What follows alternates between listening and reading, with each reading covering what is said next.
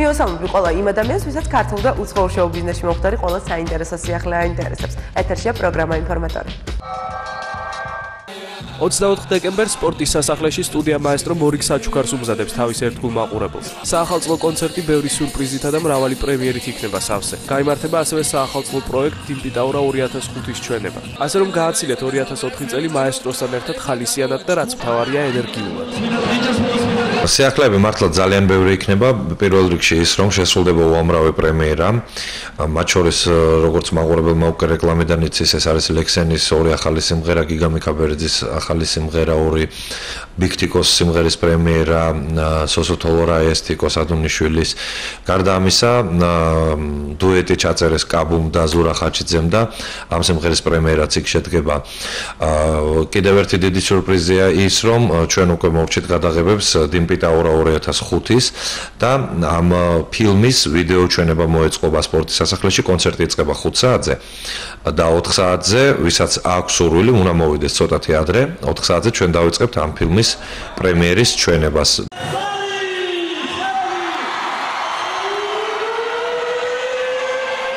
კიდევ ერთი სიურპრიზი, ჩვენ დავბეჭდეთ კალენდარი 2005 წლის თიკოს გამოსახულებით ერთი კალენდარი და მეორე კალენდარზე გამოსახულია ბიგთიკო, ლექსენი და მინდოზა. ყველა ადამიანი, ვინც შეეძენს ორ ბილეთს, საჩუქრად გადაეცემა 2005 წლის კალენდარი, რომელსაც თვითონ აერჩევს, შესაბამისად ყველა ორ ბილეთზე, ანუ 4 თუ შეეძენს ორი კალენდარი, 6 თუ შეეძენს 3 და ასე შემდეგ.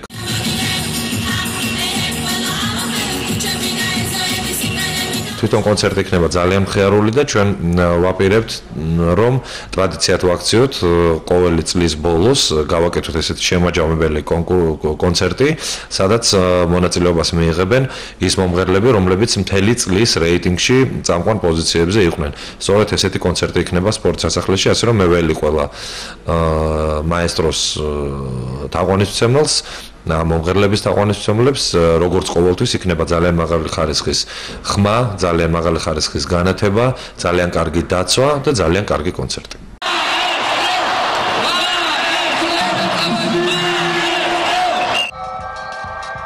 ყველამ კარგად იცის უკვე, რომ რადიო ფორტუნა პლუსში ყოველ ხუთშაბათს ქართველი მომღერლები თავიანთ ერთგულ მსმენელს ახალი სიმღერის პრემიერას თავაზობენ. ეს ტრადიცია, რა თქმა უნდა, არც ამჯერად დარღვეულა და გადაცემა ლაივ შოუს სტუმარმა ნინი ქარსელაძემ მორიგი სიმღერა წარმოადგინა. სიმღერა მამუკა ბეგაშვილს ეკუთვნის, ტექსტი კი გია ჯოხაძეს. სიმღერის სახელწოდება კი ასე ჟღერს: ვიმღეროთ.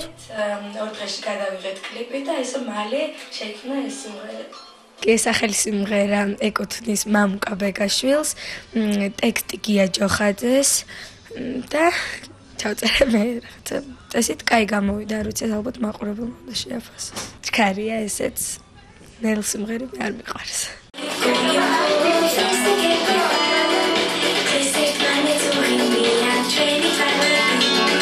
ნინი მიუხედავად ასაკისა, ნინის ყველა სიმღერა უკვე ჰიტია და ამიტომაც ტრიალებს ჩვენს ეთერში. შესაბამისად, ლაივ შოუს სტუმარიც არის, იმიტომ რომ მოიტანა ახალი სიმღერა და მე იმედი მაქვს და დარწმუნებულიც ვარ, როგორც ყველა მისი სიმღერები იქცა ჰიტად, ეს სიმღერაც უკვე მომავალი ჰიტია და მას შემდეგ დღის შემდეგ უკვე მსმენელს ექნება საშუალება ხშირად მოისმინოს.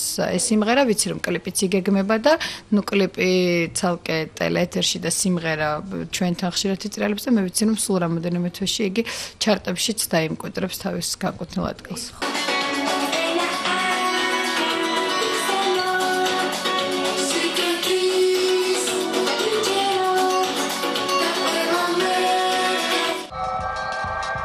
უკვე მესამე წელიწადია, რაც მიმდინარეობს სტუდენტური ფესტივალი დებიუტი, რომელზეც სტუდენტები თავიანთ სპექტაკლებსა და ფილმებს წარმოადგენენ. წელს პირველად ფესტივალი საერთაშორისო მასშტაბის გახდა და ქართულ სტუდენტებს უცხოელებით შეუერთდნენ. სწორედ 3 წლის განმავლობაში დაგროვილ მასალაზე დაყრდნობით რეჟისორი ნიკა გელაშვილი და მომავალი რეჟისორი გიორგი გოგიჩაიშვილი ფესტივალის შესახებ ფილმის გაკეთებას გეგმავენ. ალბათ იდეა მხოლოდ მისასალმებელია, რათა ისტორიაში შემორჩეს ფესტივალ დებიუტის ყველაზე მნიშვნელოვანი და დაუვიწყარი წუთები.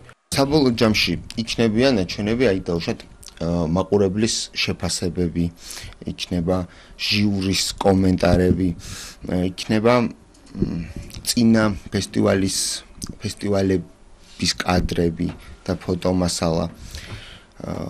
კიდე რა იქნება. და მოკლედ აი ფესტივალის იმაში რაც ხდებოდა, გასართობი პროგრამები, რაც ღამე მიდიოდა ღამის კლუბებში, ესენიც გადაღებულია და ესეც საინტერესო იქნება. უნდა ვიწვალოთ. ბევრი რო ხვალ ყველაფერი კარგად იყოს, სწორედ ძნელია ხა, მაგრამ მე მგონი მოგვიწევს მართლა გათენება დილამდე უნდა ვამონტაჟოთ, ვარჩიოთ მასალა. რა ვიცი რა იქნება.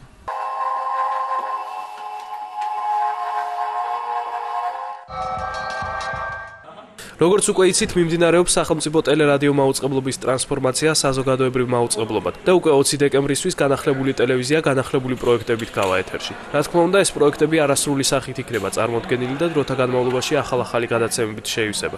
საზოგადოებრივი ტელევიზიისა და რადიოს დევიზი კი ასე ჟღერს: ჩვენ ერთად ერთნი ვართ.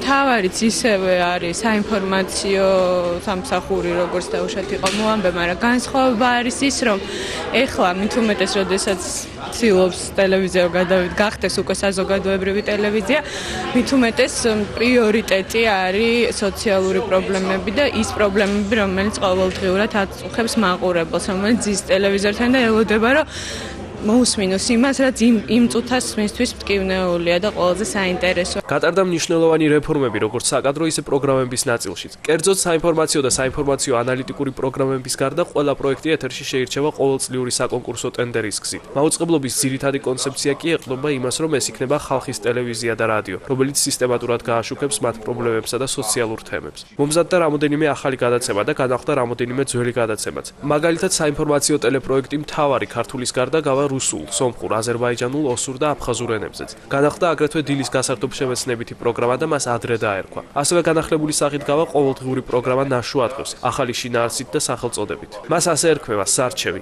გაჩნდა ახალი გადაცემა ვაკანსია, რომელიც სოციალური პროექტია და მოსახლეობას დაეხმარება დასაქმების პრობლემის გადაწყვეტაში. ასევე გავა მხედრობა, პროფესიონალი, ახალი პროექტი. საინტერესო იქნება გადაცემა ჩვენ, რომელიც შეეხება როგორც კარგად ნაცნობ, ისე უცნობი ადამიანების ისტორიებს. დარჩა გადაცემა რაციო, ბასტიბუბუ და ამას დაემატა კიდევ ერთი ბაბილინა.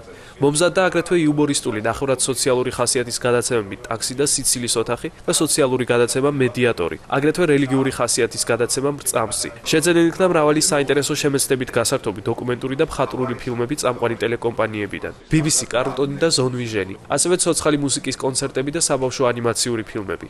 პირველ რიგში მინდა მოგახსენოთ, რომ საზოგადოებრივი ტელევიზია განსხვავდება სხვა კერძო არხებისაგან და განსხვავებული იქნება. ყოველ შემთხვევაში ჩვენი განახლებული ეთერი არ მინდა, ეს ძალიან მნიშვნელოვანი მომენტია, რომ მოვნიშნო, რომ მივავად პირდაპირ საზოგადოებრივ ტელევიზიას. უბრალოდ ეს დროში დაემთხვა ისეთნაირად, რომ უახლოეს დღეებში ალბათ პარლამენტი მიიღებს კანონპროექტს უკვე მეორე და მესამე მოსმენით მაუწყებლობის შესახებ, რომლის ერთ-ერთი მთავარი ნაწილი თავი გახლავს საზოგადოებრივი მაუწყებლობის კანონიც, ასევე და უბრალოდ დროში მოხდა ამის თანხმედრა.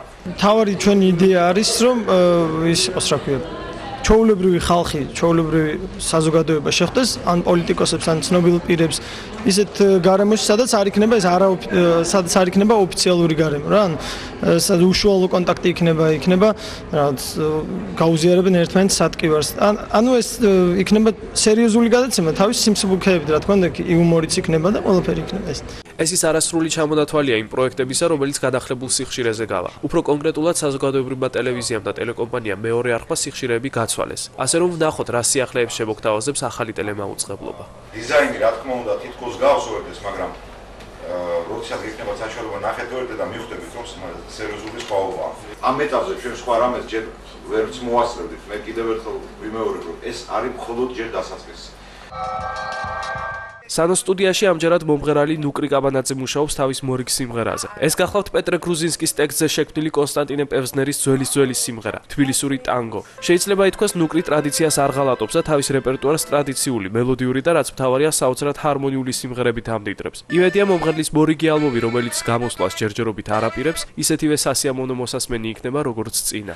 აღმართ სავალი მიდი გაქროლე მალე პაეტონი მე ამ თბილის ვიცნობ გონი. ძველი სიმღერა მე მართალია არ ვიცოდი ეს სიმღერა რო არსებობდა და იყო არ მქონდა მოსმენილი და აღმოჩნდა რომ ეს დაწერილი ყოფილა ინგა ფერაძისთვის, ხო? ინგა ფერაძისთვის.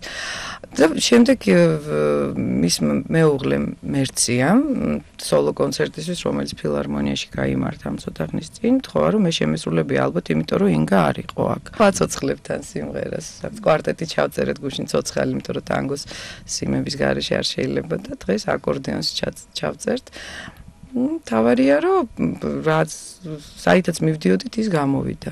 ნუ კრის იმ სახით შესრულება როგორც ადრე ქონდა იგას შესრულებული, ნუ არ უნდოდა და რაღაც სხვანაირად უნდოდა და ამაზე მოგვიხდა მუშაობა. ჯერ იყო ვარიანტი საფორტეპიანო და ფაქტიურად იქ დამუშავდა ის ვერსია, რომელიც შემდეგ წარმატების შემდეგ კონცერტზე ესეთი ფურორი ჰქონდა, რომ ჩვენ თვითონაც გაგვიკვირდა და არა მარტო მაყურებლებში, არამედ მუსიკალურ წრეშიც.